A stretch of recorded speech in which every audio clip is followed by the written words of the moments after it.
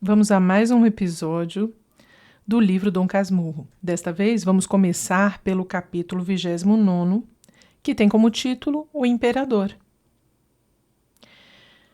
Em caminho, encontramos o imperador que vinha da escola de medicina. O ônibus em que íamos parou. Como todos os veículos, os passageiros desceram a rua e tiraram o chapéu, até que o coche imperial passasse. Quando tornei ao meu lugar, trazia uma ideia fantástica, a ideia de ir ter com o imperador, contar-lhe tudo e pedir-lhe a intervenção. Não confiaria essa ideia a Capitu. Sua Majestade pedindo, mamãe cede, pensei comigo. Vi então o imperador escutando-me, refletindo e acabando por dizer que sim, queria falar à minha mãe. Eu beijava-lhe a mão com lágrimas. E logo me achei em casa a esperar até que ouvi os batedores e o piquete de cavalaria. É o imperador. É o imperador. Toda a gente chegava às janelas para vê-lo passar, mas não passava. O coche parava à nossa porta, o imperador apeava-se e entrava. Grande alvoroço na vizinhança. O imperador entrou em casa de Dona Glória. Que será? Que não será? A nossa família saía a recebê-lo. Minha mãe era a primeira que lhe beijava a mão. Então o imperador, todo risonho, sem entrar na sala ou entrando, não me lembra bem, os sonhos são muitas vezes confusos, pedia à minha mãe que me não fizesse padre, e ela, lisonjeada e obediente, prometia que não. A medicina? Por que não lhe manda estudar medicina? Uma vez que é do agrado de Vossa Majestade. Mande estudar-lhe medicina, é uma bonita carreira e nós temos aqui bons professores. Nunca foi a nossa escola? É uma bela escola. Já temos médicos de primeira ordem que podem ombrear com os melhores de outras terras. A medicina é uma grande ciência. Basta só isto de dar a saúde aos outros, conhecer as moléstias, combatê-las, vencê-las. A senhora mesma há de ter visto milagres. Seu marido morreu, mas a doença era fatal, ele não tinha cuidado em si. É uma bonita carreira, mande-o para a nossa escola, faça isso por mim, sim? Você quer, Bentinho? Mamãe querendo. Quero, meu filho. Sua Majestade manda. Então o imperador dava outra vez a mão a beijar e saía acompanhado de todos nós. A rua cheia de gente, das janelas atopeadas, um silêncio de assombro. O imperador entrava no coche, inclinava-se e fazia um gesto de adeus, dizendo ainda: a medicina, a nossa escola, e o coche partia entre invejas e agradecimentos. Tudo isso vi e ouvi. Não, a imaginação de Ariosto não é mais fértil que a das crianças e dos namorados. Sem a visão do impossível, precisa mais de um recanto de ônibus. Consolei-me por instantes, digamos minutos, até destruir-se o plano e voltar-me para as caras sem sonhos dos meus companheiros. Capítulo 30. Terás entendido que aquela lembrança do imperador acerca da medicina não era mais que a sugestão da minha pouca vontade de sair do Rio de Janeiro. Os sonhos do acordado são como os outros sonhos, tecem-se pelo desenho das nossas inclinações e das nossas recordações. Vá que fosse para São Paulo, mas a Europa era muito longe, muito mar, muito tempo. Viva a medicina! Iria contar essas esperanças a Capitu. Parece que vai sair o Santíssimo, disse alguém no ônibus. Ouço um sino. Creio que é em Santo Antônio dos Pobres. Pare, senhor recebedor.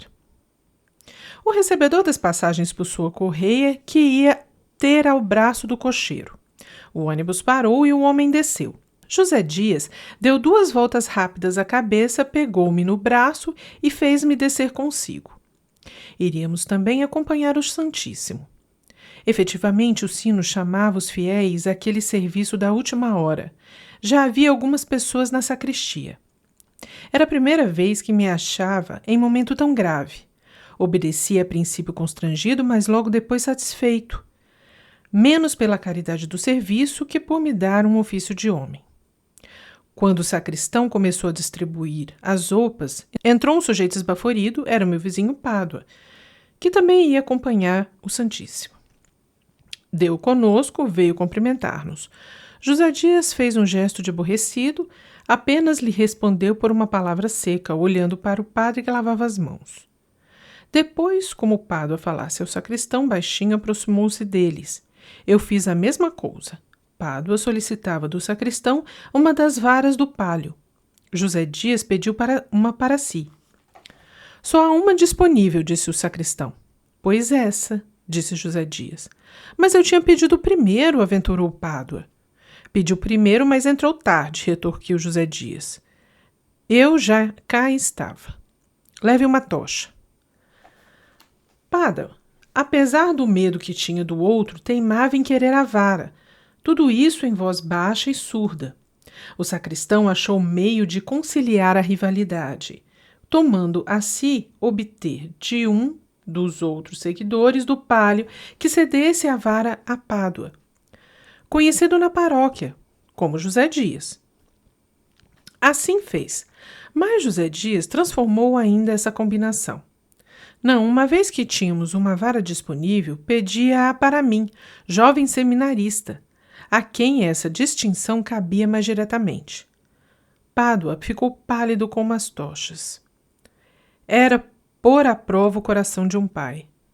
Sacristão, que me conhecia de ver ali com minha mãe aos domingos, perguntou de curioso se eu era deveras seminarista. Ainda não.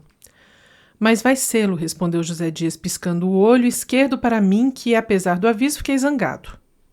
Bem, cedo ao nosso Bentinho, suspirou o pai de Capitu.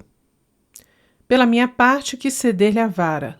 Lembrou-me que ele costumava acompanhar o Santíssimo Sacramento aos moribundos levando uma tocha, mas que na última vez conseguira uma vara do palio. A distinção especial do palio vinha de cobrir o vigário e o sacramento. Para a tocha qualquer pessoa servia. Foi ele mesmo que me contou e explicou isso, cheio de uma glória pia e risonha. Assim fica entendido o alvoroço em que entrara na igreja. Era a segunda vez do palio, tanto que cuidou logo de ir pedi-lo, e nada. E tornava a tocha comum, outra vez, a interinidade interrompida. O administrador regressara ao antigo cargo.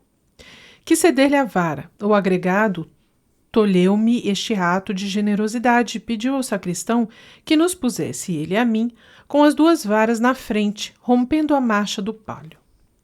Roupas enfiadas, tochas distribuídas e acesas, padre e cibório prontos, o sacristão de Isope e companhia nas mãos, saiu o préstito à rua. Quando me vi, com uma das varas, passando pelos fiéis que se ajoelhavam, fiquei comovido. Pádua roía a tocha amargamente. Era uma metáfora. Não acho outra forma mais viva de dizer a dor e a humilhação do meu vizinho. De resto, não pude mirá-lo por muito tempo. Nem ao agregado que, paralelamente a mim, erguia a cabeça com o ar dele ser o próprio Deus dos exércitos. Com pouco senti-me cansado, os braços caíam-me. Felizmente, a casa era perto, na rua do Senado. A enferma era uma senhora viúva, tísica. Tinha uma filha de 15 ou 16 anos que estava chorando à porta do quarto. A moça não era formosa, talvez nem tivesse graça. Os cabelos caíam despenteados e as lágrimas faziam-lhe encarquilhar os olhos. Não obstante, o total falava e cativava o coração. O vigário confessou a doente, deu-lhe a comunhão e os santos olhos. O pranto da moça redobrou tanto que senti os meus olhos molhados e fugi. Vim para perto de uma janela. Pobre criatura. A dor era comunicativa em si mesma, complicada da lembrança de minha mãe. Doeu-me mais. E quando enfim pensei em Capitu, senti um ímpeto de soluçar também.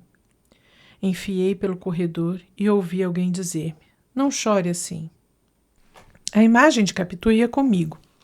E a minha imaginação, assim como lhe atribuía lágrimas, há pouco assim lhe encheu a boca e o riso agora.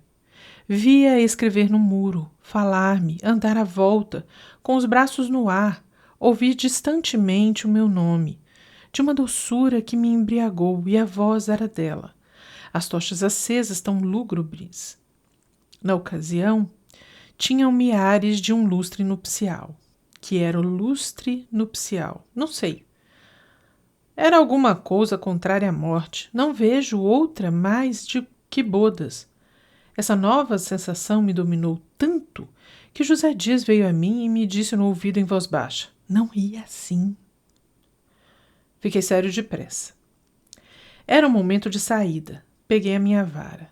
E como já conhecia a distância e agora voltávamos para a igreja, o que fazia a distância menor, o peso da vara era muito pequeno. Demais. O sol cá fora, a animação da rua, os rapazes da minha idade que me fitavam cheios de inveja, as devotas que chegavam às janelas ou entravam nos corredores e se ajoelhavam à nossa passagem, tudo me enchia a alma de lepidez nova. Pado, ao contrário, ia mais humilhado. Apesar de substituído por mim, não acabava de se consolar da tocha, da miserável tocha. E contudo havia outros que também traziam tocha, e apenas mostravam a compostura do ato. Não iam garridos, mas também não iam tristes. Via-se que caminhavam com honra. Capítulo 31. As curiosidades de Capitu. Capitu preferia tudo ao seminário.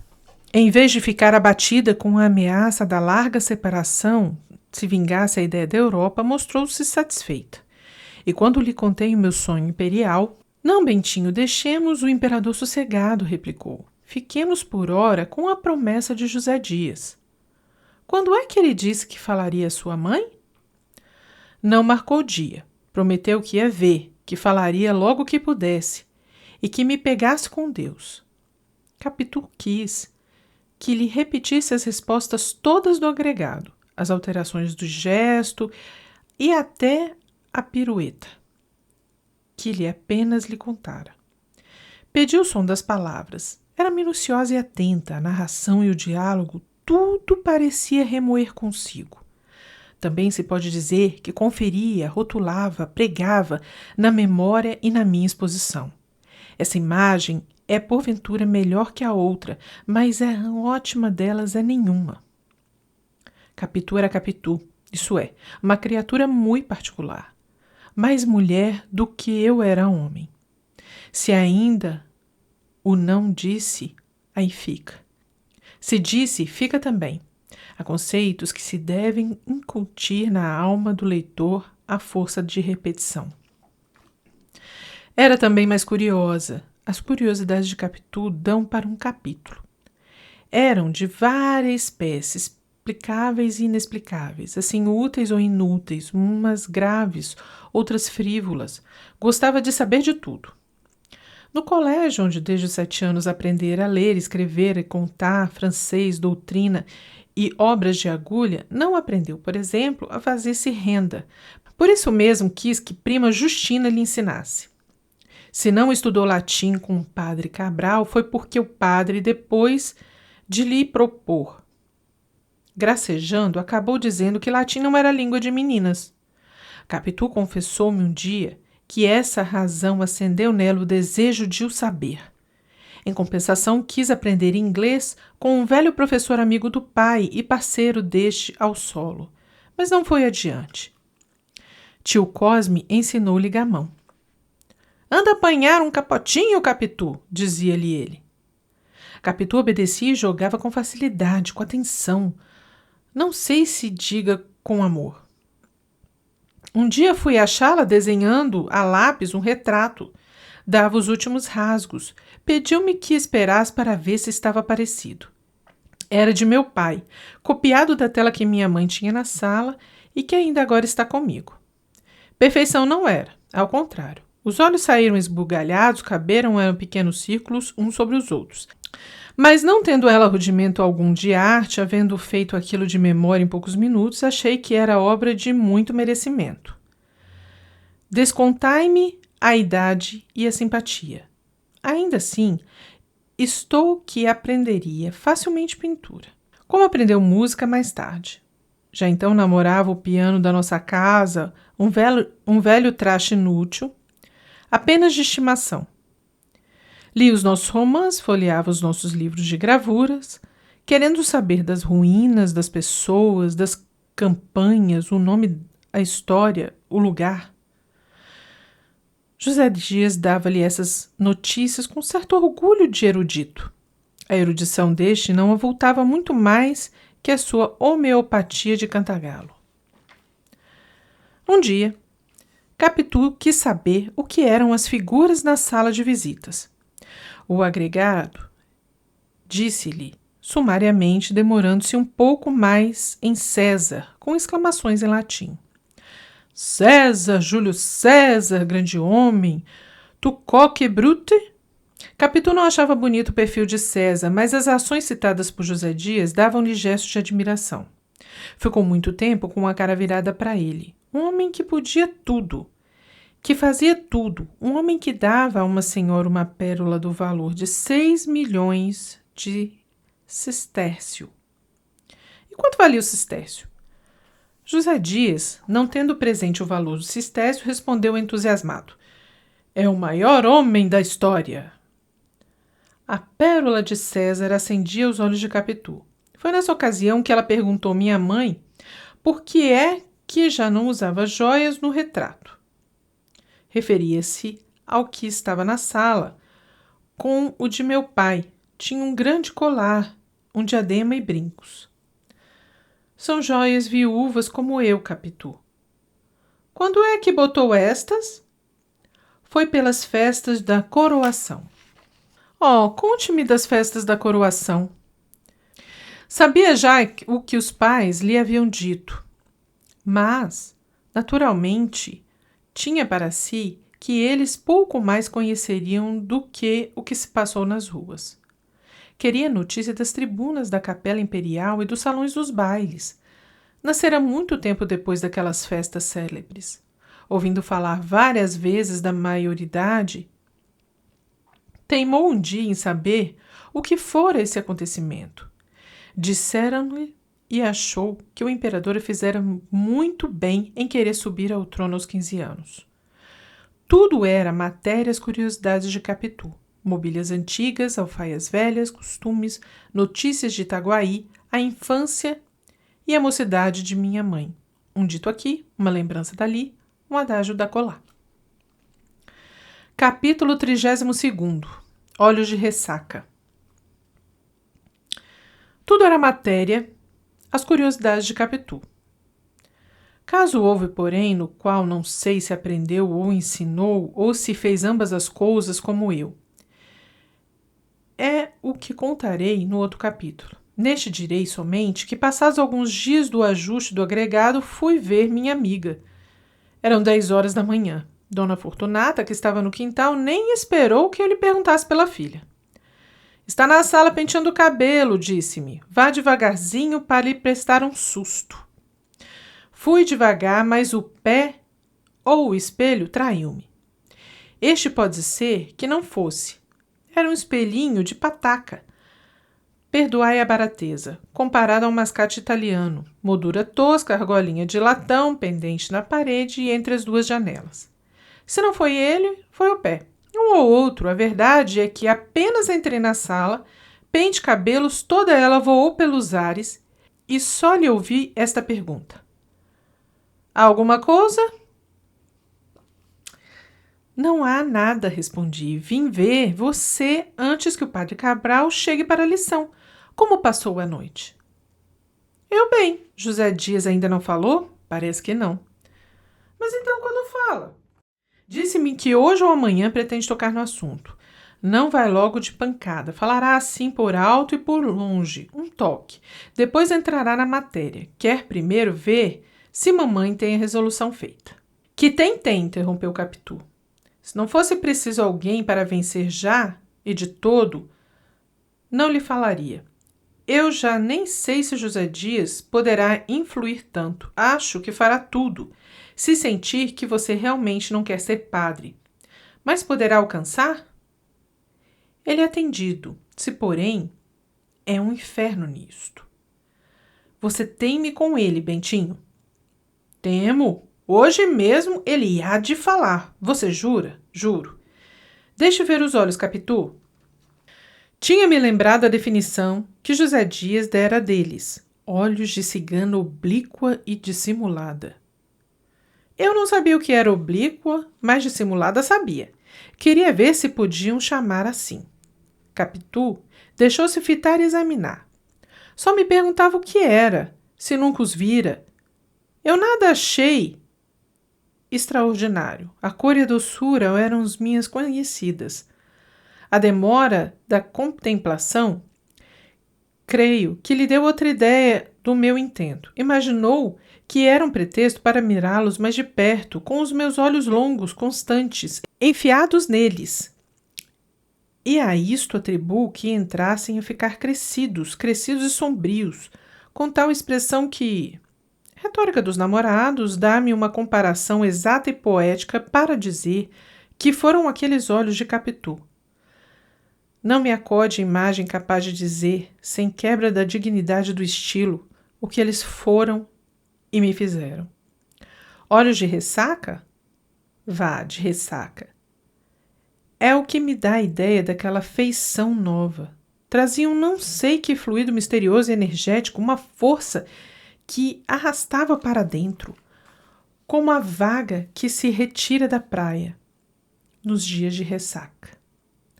Para não ser arrastado, agarrei-me às outras partes vizinhas, as orelhas, os braços, os cabelos espalhados pelos ombros, mas tão depressa buscava as pupilas. A onda que saía delas vinha crescendo, cava e escura, ameaçando envolver-me, puxar-me e tragar-me. Quantos minutos gastamos naquele jogo? Só os relógios do céu terão marcado esse tempo ínfimo e breve. A eternidade tem as suas pêndulas. Nem por não acabar nunca, deixa de querer saber a duração das felicidades e dos suplícios. Há de dobrar o gozo aos bem-aventurados do céu, conhecer a soma dos tormentos que já terão padecido no inferno os seus inimigos. Assim também a quantidade das delícias que terão gozado no céu os seus desafetos aumentará as dores dos condenados do inferno. Este outro suplício escapou do divino Dante. Mas eu não estou aqui para emendar poetas. Estou para contar que no cabo de um tempo tão não marcado agarrei-me definitivamente aos cabelos de Capitu. Mas então com as mãos e disse-lhe, para dizer alguma coisa, que era capaz de os pentear se quisesse. Você? Eu mesmo. Vai embaraçar meu cabelo todo, isso sim. Se embaraçar, você desembaraça depois. Vamos ver.